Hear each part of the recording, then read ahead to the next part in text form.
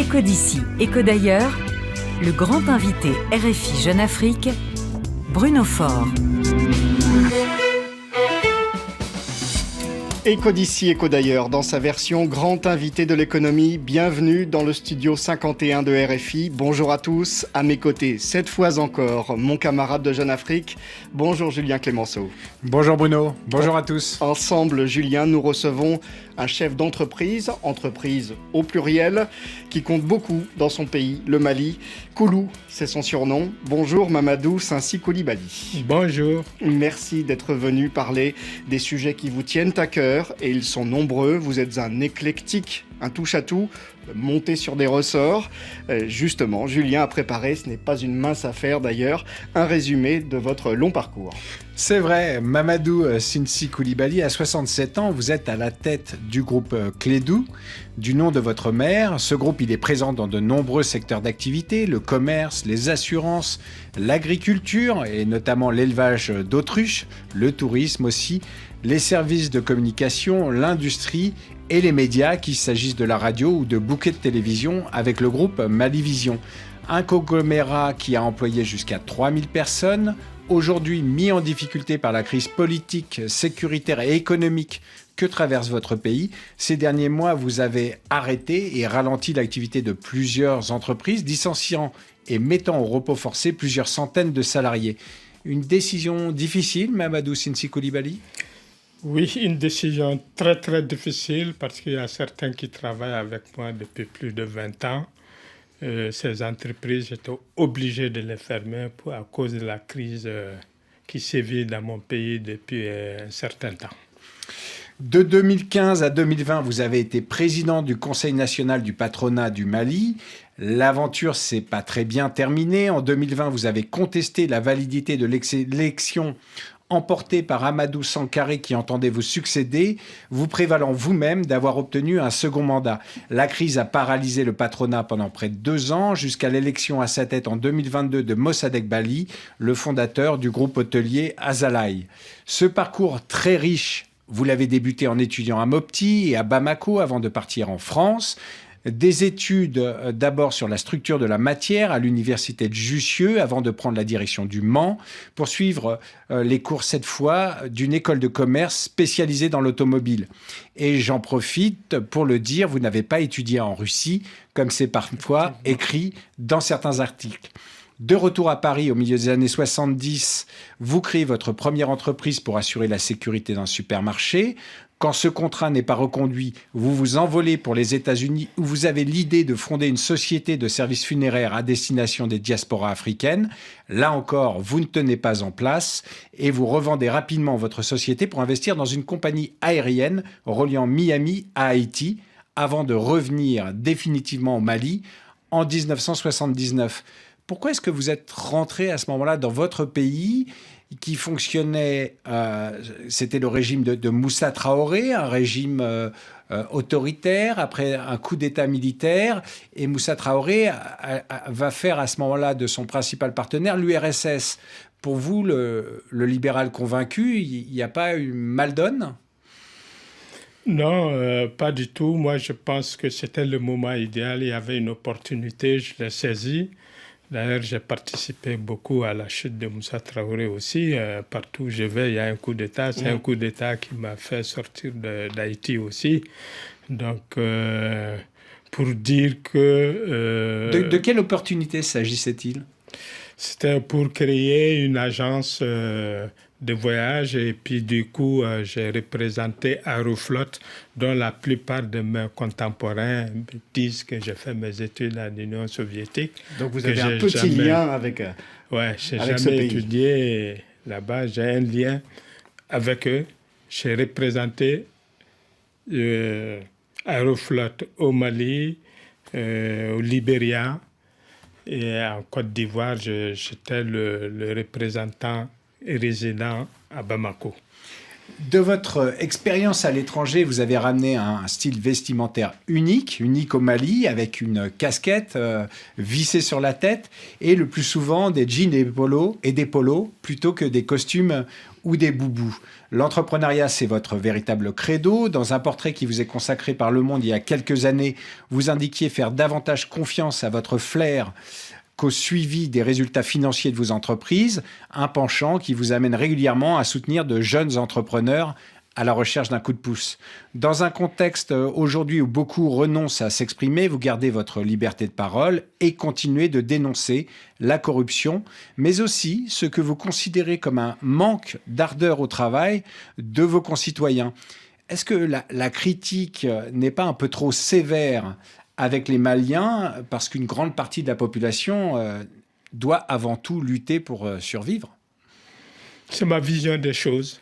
C'est comme ça que je conçois la vie, c'est comme ça que je conçois le secteur privé, parce que autant les autres ont une ferveur religieuse ou une spiritualité religieuse, moi j'ai une spiritualité économique.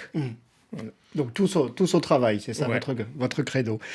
Mamadou Koulibaly, patron sans frontières, éleveur d'autruches, nous le verrons, et dénicheur de talent. Il est le grand invité de l'économie RFI Jeune Afrique. Entretien à voir, à partager, à commenter sur notre chaîne YouTube. Rubrique Grand invité de l'économie, les meilleurs moments à lire dès maintenant dans les colonnes de Jeune Afrique. À partager aussi sur nos réseaux sociaux, la page Facebook de l'émission RFI Echo. En 2 mots, RFI ECO. Bonne émission à toutes et à tous. Mamadou Sansi Koulibaly, l'armée malienne mène une guerre sans merci contre les groupes terroristes dans le nord de votre pays. Il y a encore une opération extrêmement meurtrière au mois d'avril. Est-ce que cette situation vous inquiète, y compris pour vos entreprises, vos affaires?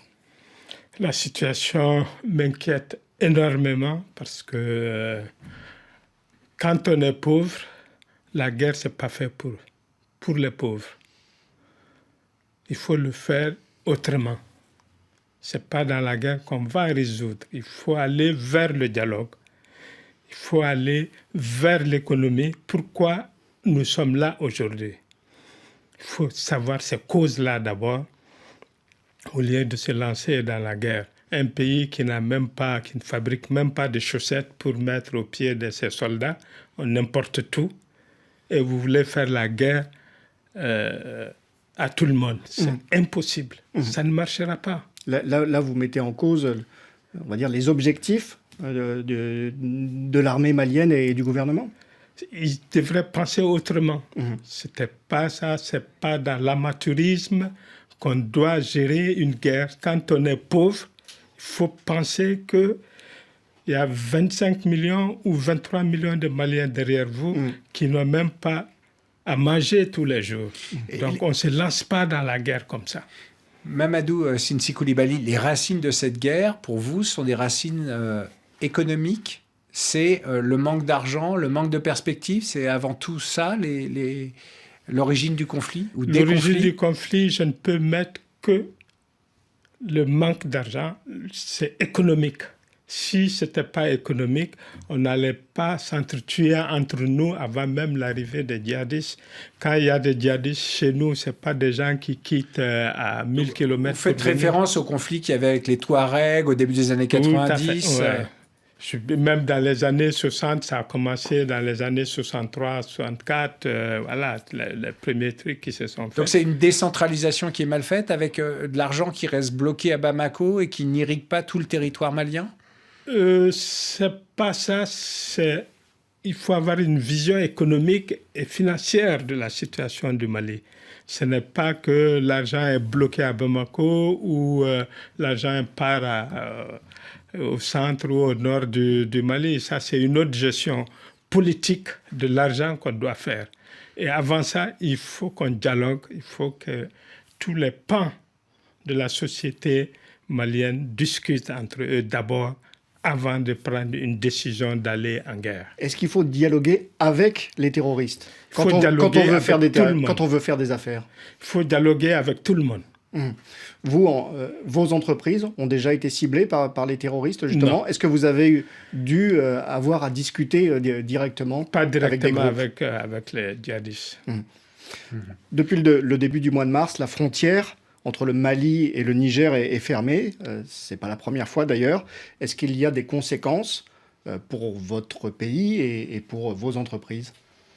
Il y a des conséquences avec tout le monde. La preuve, j'ai fermé quelques entreprises que je gérais, enfin que mes collaborateurs géraient. J'ai tout fermé parce que la frontière est fermée. Les gens avec qui je travaillais, la plupart, c'était les ONG. Ils ne sont plus là-bas. Donc, du coup, cette fermeture de frontières est très néfaste pour l'économie malienne et pour la population du Nord. Est-ce que vous avez un peu de visibilité sur une possible réouverture? Tant que la situation est mal gérée, tant qu'il y a de l'amateurisme dans la gestion politique et économique du pays, ce n'est pas pour maintenant. Est-ce que la situation actuelle, en tant qu'investisseur, ça vous invite à vous intéresser à d'autres pays, à d'autres marchés, pour y placer votre argent? Ce n'est pas ma nature. Il y a plusieurs personnes qui ont fait ça, mais moi, je préfère toujours investir dans mon pays, quelle que soit la situation, quels que soient les moments que je traverse. Et je continuerai à rester au Mali et à investir. Les autorités maliennes ont décidé de coopérer avec certains de leurs voisins dans cette lutte contre le terrorisme, notamment avec le Burkina Faso, en partageant de l'expérience, des moyens. Mais en fait, c'est une coopération bien plus large que le Mali veut mener avec le Burkina Faso et la Guinée, deux autres pays qui ont été le théâtre de coups d'État. Écoutez ce que disait le Premier ministre malien, Choguel Maïga, c'était fin février, lors d'un dîner d'amitié à Ouagadougou avec son homologue. Territorialement et surtout en termes d'activité économique et le nombre de la population, ça ne permet pas de rayonner dans tout le monde. Mais quand on est ensemble, là, on est très fort.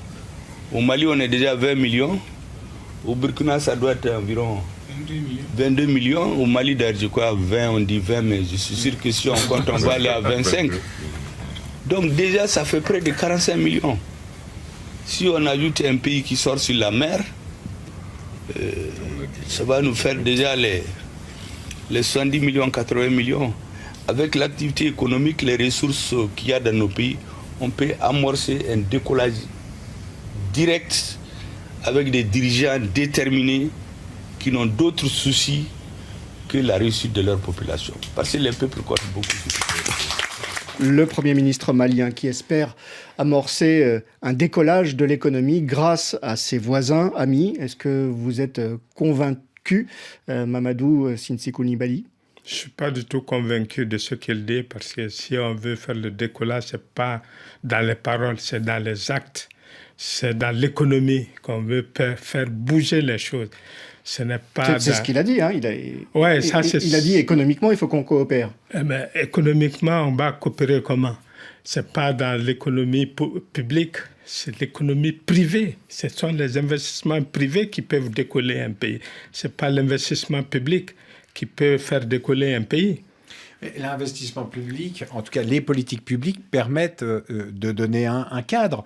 Lors de sa visite à Bamako, le Premier ministre burkinabé a parlé, il est allé plus avant, il a parlé de fédération. L'idée n'a pas ensuite été reprise, mais elle a fait beaucoup parler sur les réseaux sociaux. Est-ce qu'une coopération à 3 États, c'est pas plus facile à mettre en place qu'une ZLECAf, qui est le projet de l'Union africaine, une zone économique de libre-échange continentale africaine?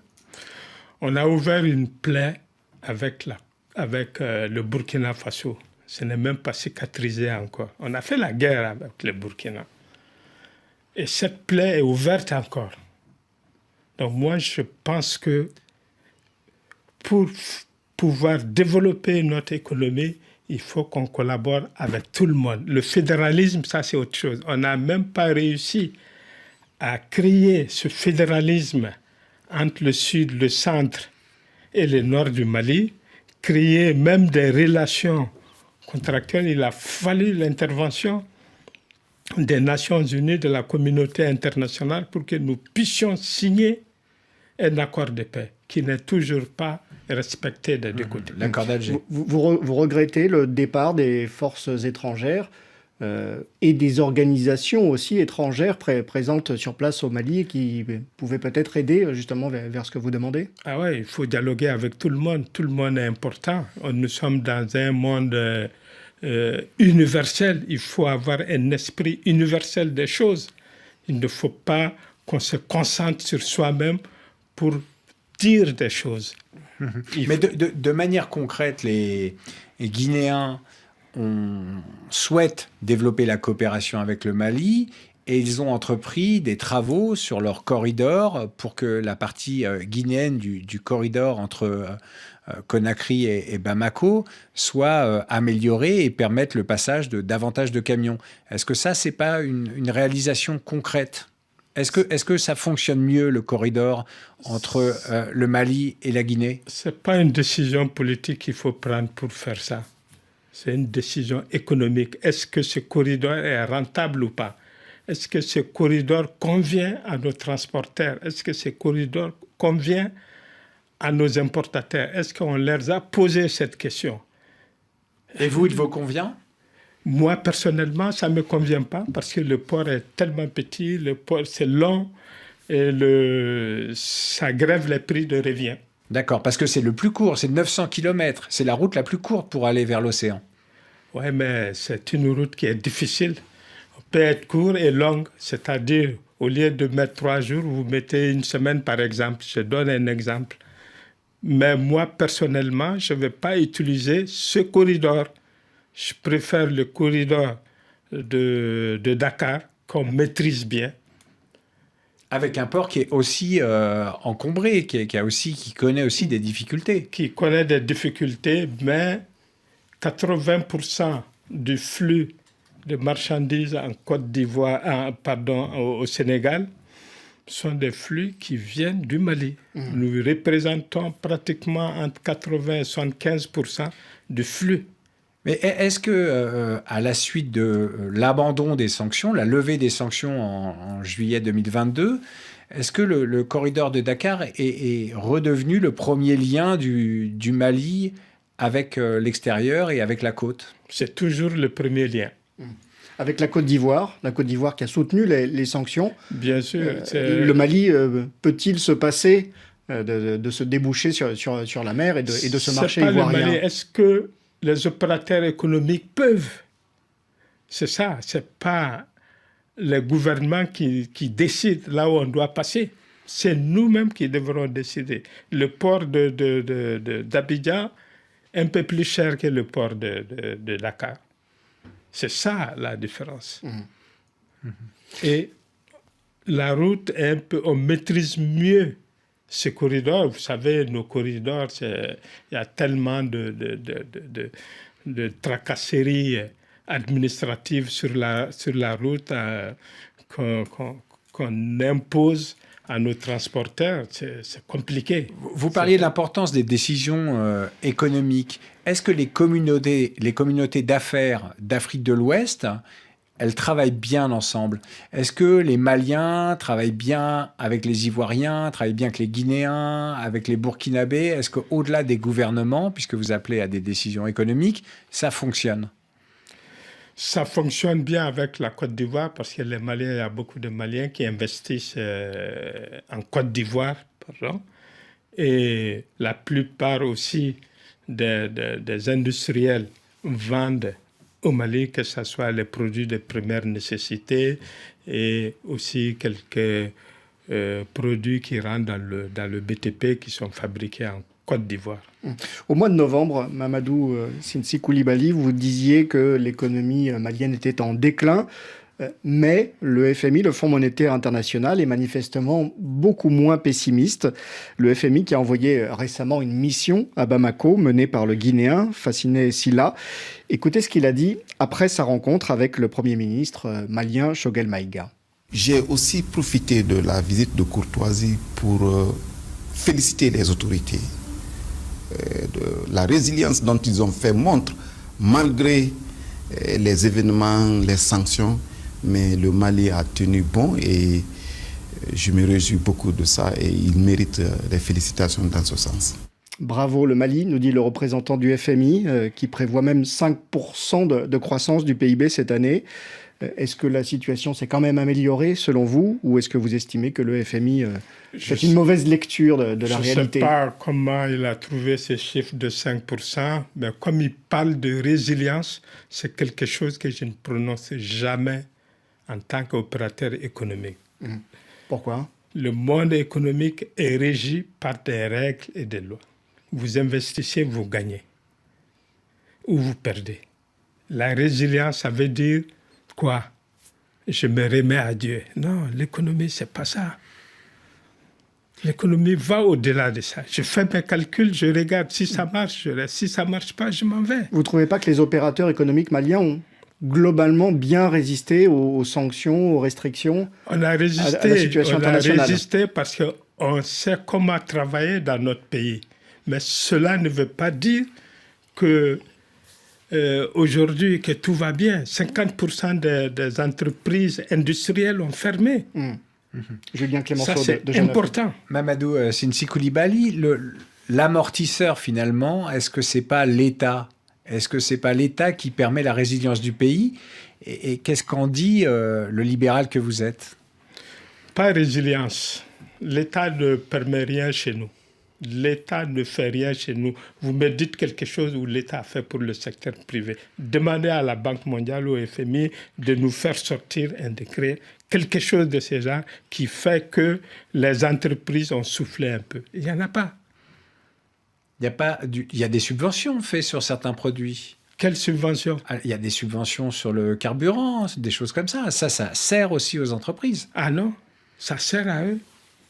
Ce n'est pas aux entreprises. La subvention, ils le font. Comment est faite la subvention? Il faut regarder ça aussi. Comment est gérée cette subvention? Est-ce que ça arrive aux entreprises? Il n'y a pas eu de subvention sur le carburant. Ils ont enlevé des taxes. C'est pour eux-mêmes, ce n'est pas pour nos entreprises. Aujourd'hui, on est obligé de mettre nos groupes électrogènes en marche parce qu'il n'y a même pas d'énergie dans le pays. Vos entreprises fonctionnent avec des groupes? Oui. Et le réseau ne fonctionne pas? Ça ne fonctionne pas. Et le prix du baril a baissé ces derniers mois. Il est revenu à peu près au niveau de septembre 2021. Est-ce que vous avez vu un coût de l'énergie baisser un petit peu? Non, pas du tout. Le coût n'a pas baissé depuis quelques mois. C'est toujours le même prix. Et cette année, par exemple, votre coût de l'énergie est supérieur à l'année passée et encore supérieur à 2021? Ça ne fait qu'augmenter? Oui, ça ne fait qu'augmenter. Les prix augmentent et nous produisons, surtout j'ai une industrie d'injection plastique, je produis avec que du groupe. Les autres industries que j'ai, c'est des industries de pointe. Je préfère arrêter parce que l'électricité que je reçois, ce n'est pas de la bonne qualité et si ça vient aussi, ce n'est pas suffisant.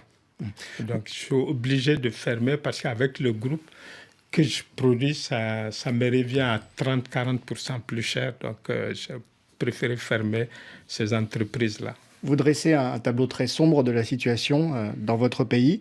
Quels peuvent être les leviers de croissance? Est-ce que les ressources du Mali peuvent l'être? Les mines, l'or, la bauxite, le lithium, par exemple? C'est des entreprises étrangères qui exploitent tout ça. Ce n'est pas les Maliens qui exploitent. Ça pourrait changer. Comment? Est-ce que vous avez été invité à investir dans le domaine extractif? Non. D'accord. Il y a quelques mois, le gouvernement a créé une compagnie minière publique, justement pour répondre à ce problème de répartition des revenus du secteur minier. Ça, c'est plutôt une bonne chose de faire en sorte que l'État soit présent dans les projets miniers. On a déjà vécu ça. On a créé des sociétés minières qui appartiennent à l'État, Sogémorc, machin, tout ça. On a déjà vécu. C'est pas comme ça.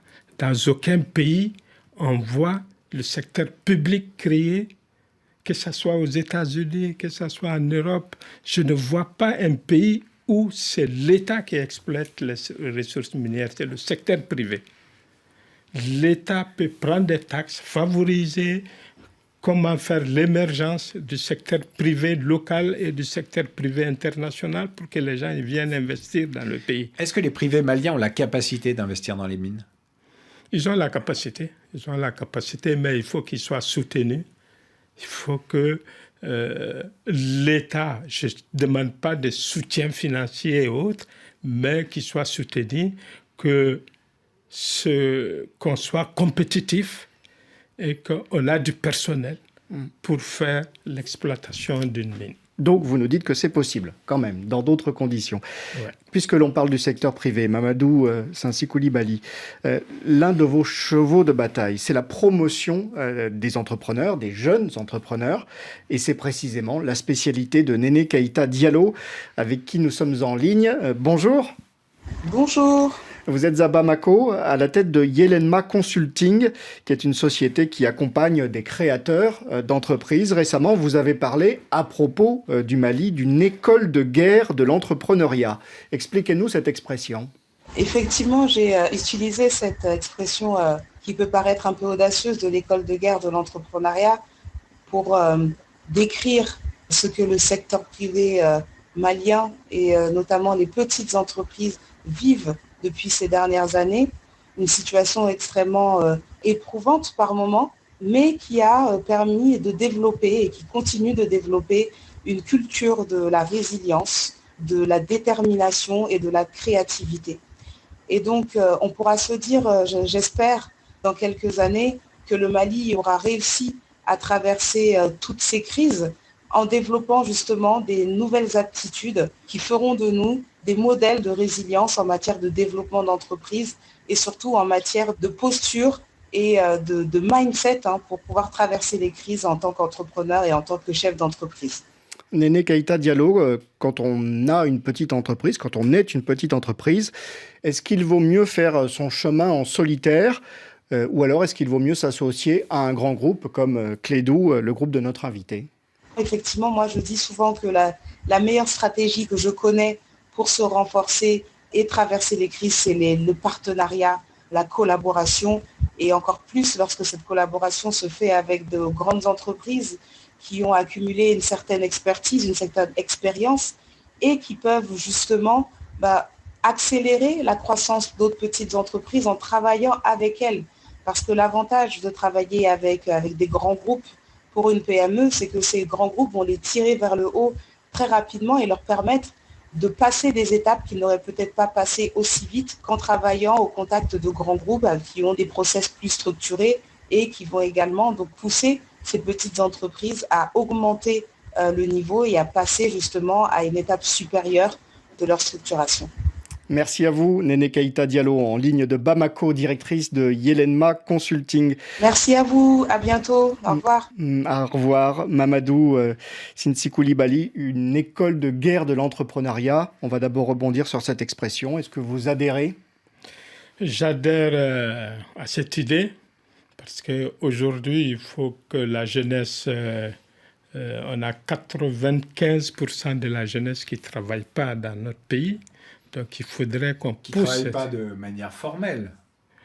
Formel, informel, il n'y a pas de différence. Pratiquement, quand on regarde 20 millions d'habitants et que jusqu'à présent, on est à peu près qu'à 200 000, 300 000 employés dans le secteur privé. Bon, ça laisse à désirer encore où sont les autres, qu'est-ce qu'ils font.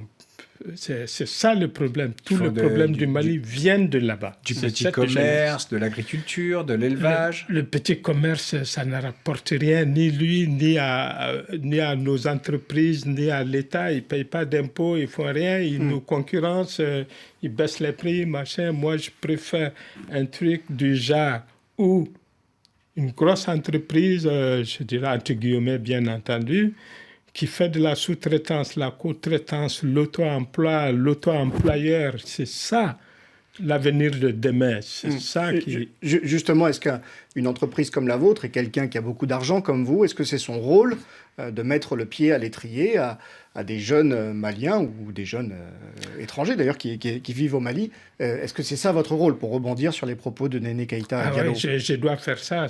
C'est un rôle que je me suis assigné. C'est la morale et l'éthique. Et donc qu'est-ce que vous faites concrètement pour ça?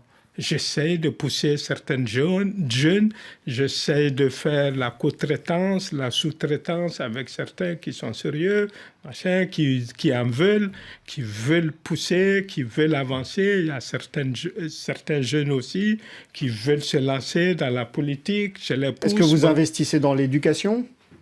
Ah, bien sûr. J'investis dans l'éducation, j'ai un centre de formation professionnel, j'ai une école professionnelle, je forme même des gendarmes dans le numérique, voilà, gratuitement en plus. Mais c'est des jeunes femmes qui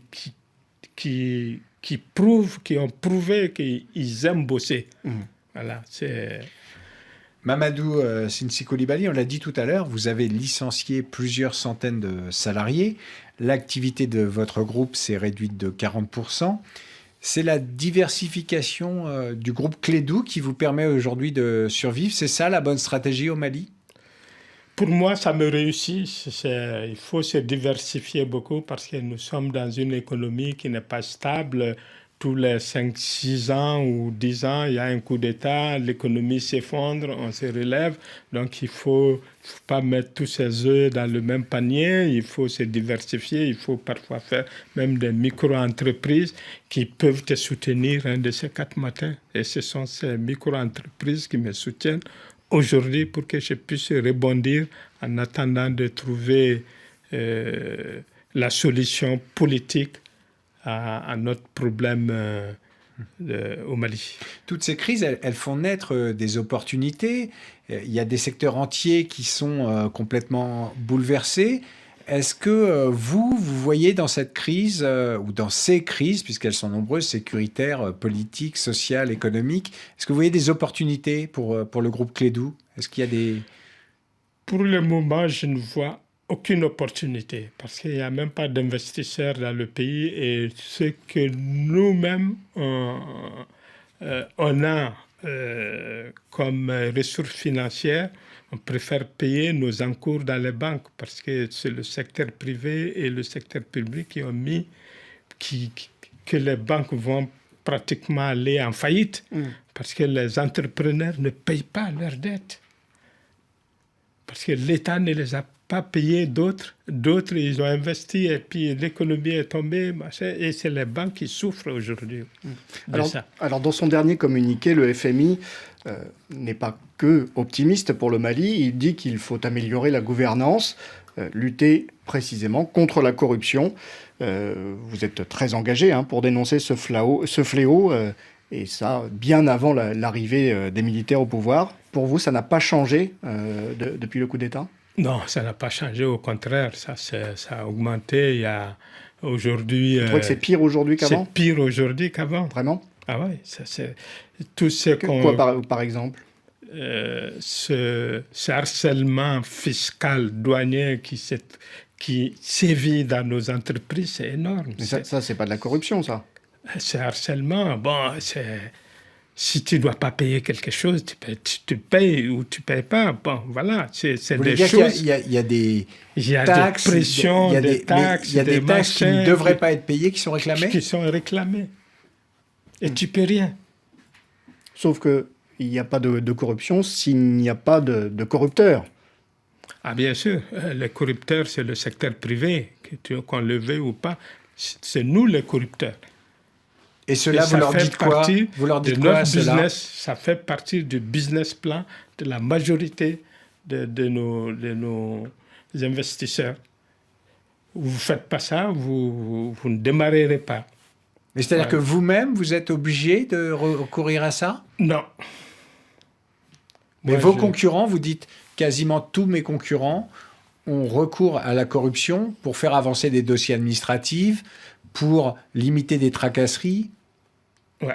Donc vous êtes prêt à essuyer des refus ou à perdre des marchés? J'essaie de refuser, mais il y a des moments où tu ne peux pas. Voilà, c'est comme moi, je ne suis pas dans la gestion quotidienne de mes entreprises. Je ne suis pas gestionnaire. Je suis développeur et puis je me retire.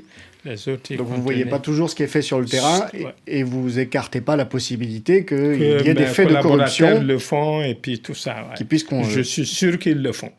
Et ça vous est déjà arrivé de les prendre sur le fait? Comment vous réagissez? Comment vous pouvez réagir, sachant que, vous le disiez, c'est quasiment impossible? C'est le mal nécessaire. Sauf que ça peut effrayer les investisseurs, ou en tout cas ça empêche les investisseurs de venir. Si on fait cette lutte et que personne ne vous suit, même tes compatriotes, en fait, du secteur privé, ils te fuient, le fonctionnaire te fuit, vaut mieux ne pas être dans la gestion quotidienne. Voilà. On fait la politique de l'autruche. C'est pourquoi j'élève des autruches. Et bien justement, on va en parler. Mamadou Sinssi Koulibaly, patron du groupe Clédou, grand invité de l'économie RFI Jeune Afrique, entretien à partager, à commenter sur nos chaînes YouTube et surtout sur nos plateformes. On va à présent parler d'agriculture, l'une de vos passions, et d'abord d'élevage, d'autruches. En l'occurrence, extrait d'un reportage, c'était il y a quelques années par le correspondant au Mali de RFI et de France 24.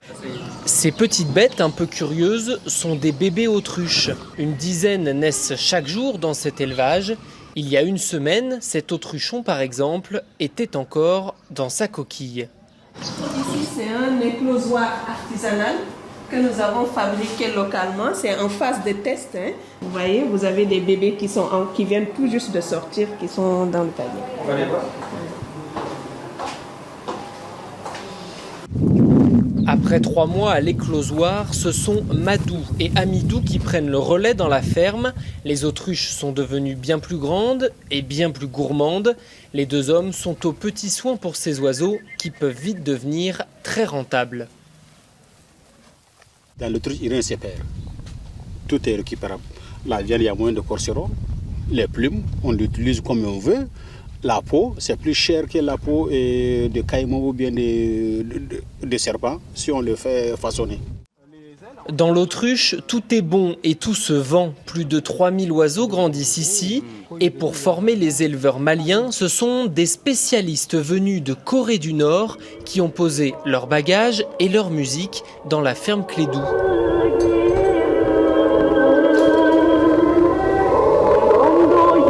Les autres bruits les font peur, les font effrayer. Une fois effrayé, c'est un animal. Il court comme ça à tue-tête. Il peut se casser son pied. Donc si chaque fois s'il y a des cassures de pieds, donc on peut fermer boutique. Mais s'il y a la musique et que ça les attrape, ils sont pris par la musique, ça provoque la diminution de l'accident. De ces spécialistes nord-coréens, nous n'en saurons pas plus. Le grand patron, lui, vient visiter tous les dimanches sa ferme et espère pouvoir lâcher dans la nature les premières autruches d'ici 4 ans. Comment elles vont, vos autruches? Les autruches vont mal parce qu'elles ont faim. Elles ont faim aujourd'hui parce que la situation économique ne me permet pas trop de les nourrir comme il le faut. Autant les Maliens ne mangent pas tous les jours, autant aussi mes autruches, la qualité de leur nourriture a baissé. Qu'est-ce que ça mange, une autruche? L'autruche est d'abord herbivore, après ça mange des céréales, des complexes vitaminés, comme ils ne sont pas dans la nature, ils sont domestiqués dans un enclos, donc il faut ajouter tous les produits phytosanitaires, tout ça, et des céréales qu'on rajoute dans leur alimentation. Où en est, Mamadou Sinssi Koulibaly, où en est l'approvisionnement en céréales du pays? Les autorités russes avaient dit qu'elles répondraient aux besoins des pays si jamais l'approvisionnement, par exemple venant d'Ukraine ou d'ailleurs, devait faire défaut. Est-ce qu'il y a des difficultés actuellement d'approvisionnement en céréales au Mali? Il y a des difficultés aujourd'hui et puis les prix ont flambé. Ce n'est pas tous les Maliens qui peuvent acheter des céréales, mais on en trouve des céréales dans le pays actuellement. Ça s'est pas calmé quand même depuis un peu plus d'un an, depuis le début de la guerre? Non, c'est toujours pareil. Les prix n'ont pas autant baissé, les prix sont restés intacts. Tout le monde n'a pas accès à ça. Est-ce qu'il y a un retour vers les céréales plus locales, le millet, le mil? Est-ce que ça, c'est plus consommé ou ça l'a toujours été? Est-ce qu'on dépend moins aujourd'hui des importations qu'avant? Les céréales qu'on consomme d'habitude, c'est le millet, le petit mil qu'on appelle chez nous, le sorgho, le maïs, le riz. Voilà. Et puis, on a quelques graminées aussi, le fonio. Et donc, ça permet quand même de compenser la situation globale? Ce n'est pas à la portée de la majorité des Maliens. Mamadou Sinsi Coulibaly, vous vouliez aussi développer le tourisme.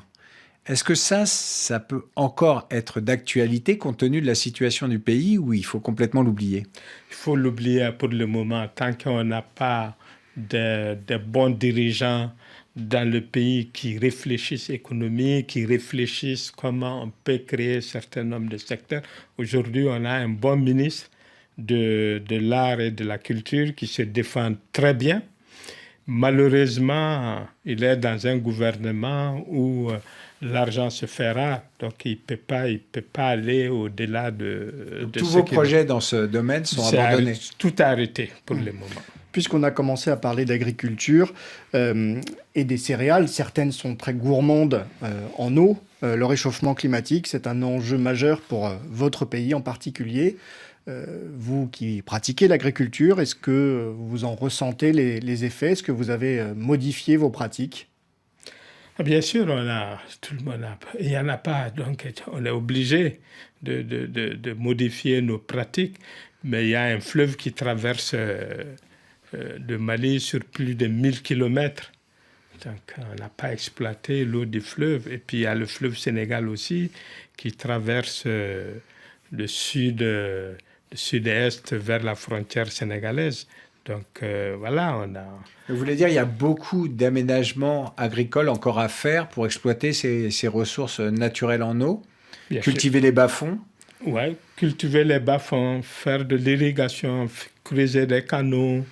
Le stockage de l'eau? De stockage, parce qu'il n'y a rien sur le fleuve Niger de Bamako. Jusqu'au Niger, on n'a pas de barrage, à part le barrage de Ségou. Tout va se verser dans le fleuve, dans la mer, au Nigeria. Donc, pourquoi ne pas faire, même si c'est des petits barrages... Donc, vous disiez, quand vous disiez le manque d'une vision, c'est ce type de vision-là que vous appelez comment aménager le territoire, développer l'agriculture? Oui, c'est bien ça. Mais ce n'est pas à eux de le faire. C'est l'argent du secteur. Moi, je ne paye pas mes impôts pour faire ça. Je paye mes impôts pour qu'ils puissent faire autres infrastructures. Ça, ce sont des investissements qui doivent revenir au secteur privé. Et c'est le secteur privé qui doit investir dans ces infrastructures et il se fait payer en ce moment par des redevances d'eau, par d'autres machins où l'État rembourse, je ne sais pas. Mais c'est comme ça. L'État ne peut pas tout faire. L'État peut faire des infrastructures où tout le monde a accès à ça. Il ne peut pas se mettre dans des infrastructures où il n'y a que les privilégiés qui ont accès à ces investissements-là, à ces infrastructures. On a beaucoup parlé de ce qui se passe à l'intérieur du Mali. Est-ce que la diaspora malienne peut apporter son aide dans ce domaine agricole? Nous avons joint Mamadou Komé, qui est en France, en région parisienne. C'est le président de l'INAGRIM, l'initiative agricole pour le Mali, que vous connaissez peut-être. C'est une association qui accompagne, qui oriente la diaspora dans ses projets agricoles. Son but, son credo, sortir de l'agriculture familiale et être plus ambitieux. L'apport de l'agriculture familiale est considérable au Mali, mais il faut l'organiser, puisque c'est pratiqué sur de lopins de terre de 1,5 hectare. Ça ne suffit pas avec les aléas climatiques, la rareté des pluviométries. Vraiment, il faut sensibiliser la diaspora afin que cette diaspora s'investisse de façon productive dans le secteur, en aidant les jeunes sur place, en aidant la famille sur place, ou même en préparant un projet de retour vers le Mali, puisque vraiment le secteur est florissant. Et rien qu'à l'office du Niger, il y a 1 million d'hectares irrigables. Et aussi le Mali est le premier pays d'élevage de la zone UEMOA et deuxième de la zone CEDEAO après le Nigeria. Donc l'agriculture est un secteur vraiment hautement stratégique pour cette diaspora-là. Mamadou Sinsi Koulibaly, comment vous réagissez à ces propos du président de l'INAGRIM, Mamadou Komé, dans une situation de crise comme actuellement au Mali? Est-ce que la diaspora peut jouer un rôle déterminant, par exemple, pour développer l'agriculture? Tous les Maliens ont un rôle déterminant pour développer l'agriculture, mais pas l'agriculture familiale, 1 hectare, 2 hectares, ça ne rime à rien. C'est pour nourrir sa famille, surtout qu'on a des familles de 10, 15 personnes aujourd'hui. Donc nourrir tout ça avec 1 hectare. Donc vous lancez un appel aux Maliens qui sont installés en France, et pas qu'en France d'ailleurs, hein. Il y en a aux États-Unis, il y en a partout dans le monde et qui ont beaucoup d'argent. Que ce soit des Maliens, que ce soit d'autres nationalités, il faut que le Mali soit compétitif. On imagine que ce sont plutôt des Maliens qui vont venir investir. S'ils n'ont pas, on a besoin de grands agriculteurs, des grands investisseurs, qui soient américains, français, qui viennent investir dans l'agriculture dans notre pays. Ce n'est pas à la portée de l'agriculture, ça coûte excessivement cher. Ce n'est pas comme les autres... Comme le commerce, on met 1 million dans sa poche, on va faire un truc, on revient. L'agriculture coûte cher. C'est toute une chaîne, il faut que ça se mette en place. L'agriculture, il faut voir comment la France a développé son agriculture avant même de rentrer dans le marché commun. Les dirigeants français ont bien réfléchi, ils ont massifié, densifié et mutualisé en même temps pour que l'agriculture puisse être lancée. C'est pourquoi la France est devenue l'un des pays les plus grands producteurs en Europe aujourd'hui, dans l'Union européenne. Ça, tant qu'on ne met pas cette organisation en place, on ne va pas avancer d'un iota. On va faire la même chose depuis le temps colonial jusqu'à aujourd'hui. Le Mali et la France, justement, Julien Clémenceau de Jeune Afrique. Le Mali et la France, l'implication des Maliens de France au Mali, est-ce que ça joue un rôle négatif en les empêchant peut-être d'agir plus? Ça dépend d'eux-mêmes, parce que entre les États, il y a un rapport de force, c'est tout. Il n'y a pas de règle entre les États. C'est la règle qui prévaut aujourd'hui, c'est une règle de rapport de force, c'est tout. Maintenant, ceux qui veulent investir le secteur privé, s'ils veulent, ils sont les bienvenus. Et si d'autres veulent, mais il ne faut pas qu'on mette ça. Quand 2 États, les dirigeants de 2 États, ils ne s'entendent pas, ça c'est éphémère. Donc l'économie, c'est pas le temps d'un mandat, c'est tout. L'économie, c'est pas de la politique, c'est ça? Ouais. Vous pensez que ça va revenir, que les relations vont rapidement s'améliorer? On est condamné. La langue véhiculaire dans mon pays, c'est le français. Qui gouverne aujourd'hui, qui n'a pas étudié en français au Mali? Vous me le dites. Tu ne peux pas gouverner sans étudier. Tu ne peux pas être chef quelque part sans étudier en français. Ça, c'est la langue. Mais là, en ce moment, ça en prend pas le chemin d'un rapprochement entre Bamako et Paris. On a une culture francophone aujourd'hui. En attendant, c'est de Moscou que Bamako s'est rapproché. On l'a dit, vous avez été représentant... C'est les politiques. Les politiques. Les putschistes. Mais... En tout cas, c'est ce qui se fait actuellement en politique. On l'a dit, vous avez été représentant d'Aéroflot en Afrique de l'Ouest, dans plusieurs pays.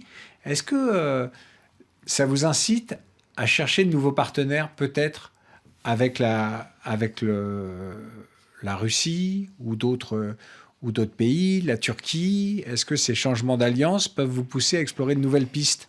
Vous l'avez dit, l'économie, ce n'est pas la politique et on doit parler avec tout le monde. J'ai aussi une spiritualité citoyenne. Je ne vais jamais collaborer avec un pays totalitaire. Un pays qui ne reconnaît pas les droits de l'homme, un pays qui ne respecte pas les citoyens, moi, je ne peux pas collaborer avec ce pays, surtout avec les dirigeants de ce pays. C'est impossible. Ma spiritualité citoyenne ne me permet pas de faire ça. Là, vous parlez de la Russie ? Que ce soit la Russie, que ce soit tous les pays totalitaires, moi, je ne travaille pas. La Chine, par exemple La Chine, je ne travaille pas. Vous ne travaillez pas avec des Chinois Non. Au Mali, vous y Non, refusez, non. quand bien même ça serait utile pour vos affaires. Ouais. Vous en avez parlé tout à l'heure en parlant des familles de 10 personnes. Le Mali a une population extrêmement jeune qui va encore beaucoup s'accroître. Est-ce que cette dynamique démographique, elle est positive ou elle fait porter un poids sur le pays ? Comment vous la voyez ? Ça porte un fardeau au pays parce qu'on n'a rien prévu pour ça. La population a évolué, l'économie régresse. Et les gens ne sont pas cultivés et on a fait une concentration de toute la population avec l'insécurité à Bamako. On a pratiquement, je pourrais dire, dans les 70% de la population qui vit à Bamako. Les infrastructures ne supportent pas tout ce monde à Bamako. Et ça gangrène même notre économie. Tout le monde vient, tout le monde ne trouve pas du travail. C'est un lieu aujourd'hui où on recrute les futurs djihadistes qu'on recrute à des prix de 75 000 francs CFA. Machin, donc, des choses limiter comme ça. l'accroissement démographique du Mali, c'est plus d'éducation ? Pas limité, parce que ça, nous sommes dans un pays musulman. Il faut qu'on travaille pour donner du travail à tout le monde. Il faut qu'on développe l'économie.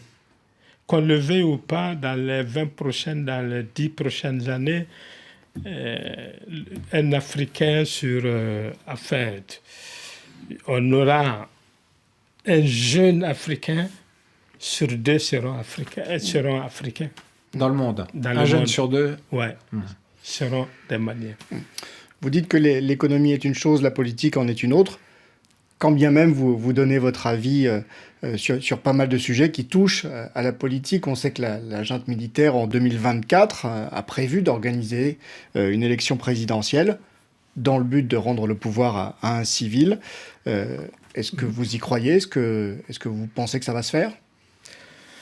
Moi, j'y crois pas beaucoup parce que en tant que logisticien, quand je regarde l'organisation d'une élection, il faut de l'argent, il faut du matériel électoral, il faut la sécurité, il faut tout ça.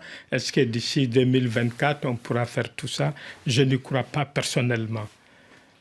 Et je le dis que en tant que j'entends les discours anti-libéral d'un certain membre du gouvernement aujourd'hui, ça ne présage pas qu'on va s'en sortir aujourd'hui.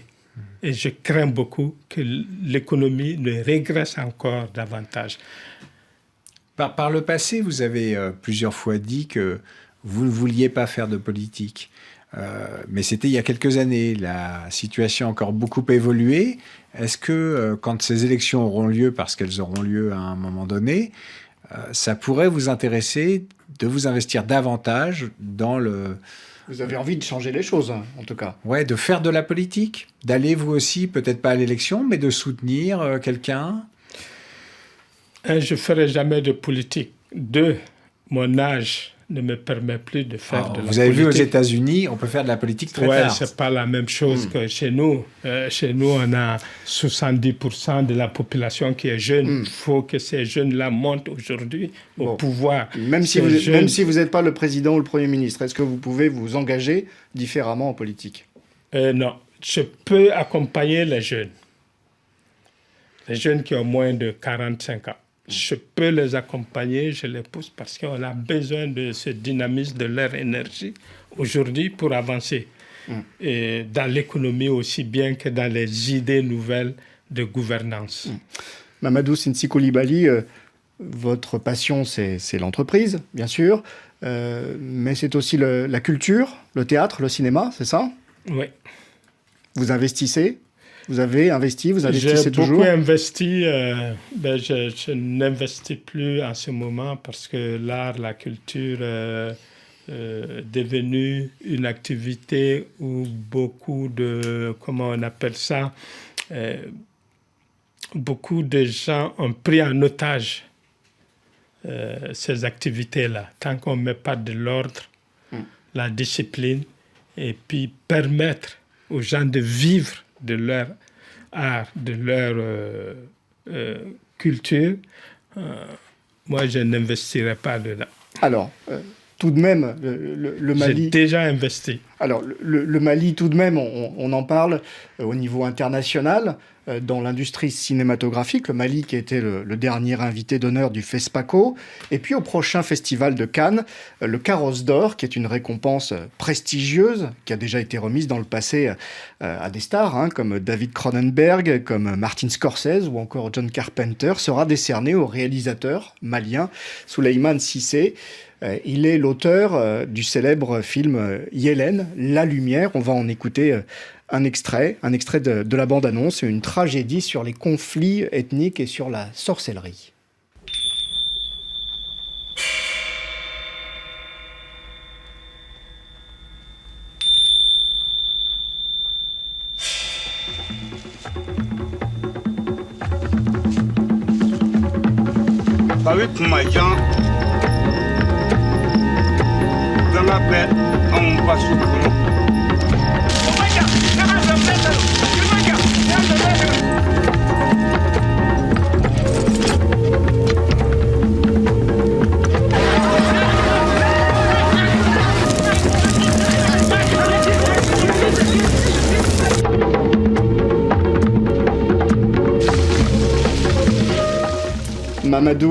Mamadou Sinsi Coulibaly, vous vous souvenez de ce film, naturellement? Oui.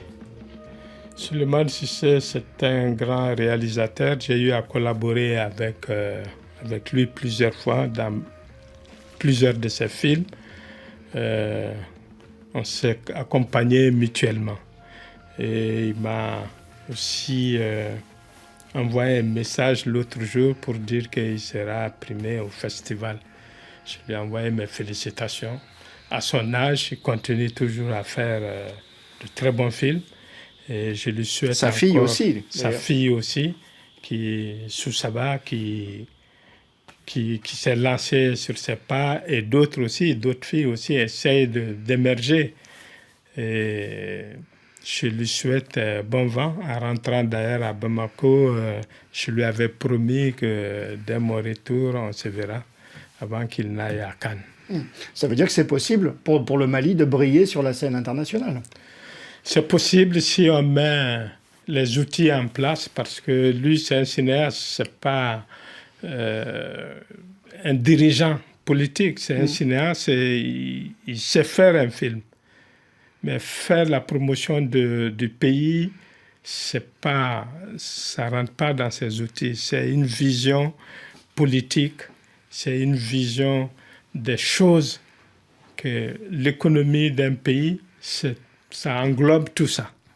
Si demain il a ça, et puis bon, voilà, que ses filles et d'autres cinéastes voient ça, puis on serait un jour un grand pays de producteurs de cinéma, de films, surtout que notre culture n'est pas bien connue à travers le monde. On pourra faire bien connaître avec des cinéastes comme Souleymane Cissé et les autres, Chekmar Sissoko, mon grand frère même, paix à son âme, a été aussi cinéaste. Ils sont pratiquement tous de la même promotion. Faire connaître la culture malienne partout dans le monde. Merci infiniment, Mamadou Sinsi Coulibaly.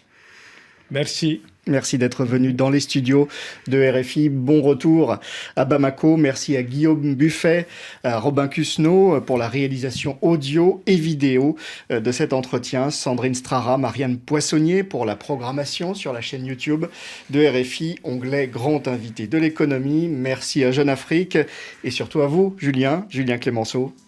Merci Bruno, merci à tous. Julien, j'ai été ravi de travailler avec vous ces derniers mois sur cette émission. Plaisir partagé. Vous allez vous consacrer à d'autres tâches et vous serez très bien remplacé dès le mois prochain par Aurélie Mbida de Jeune Afrique également, que nous saluons d'ores et déjà.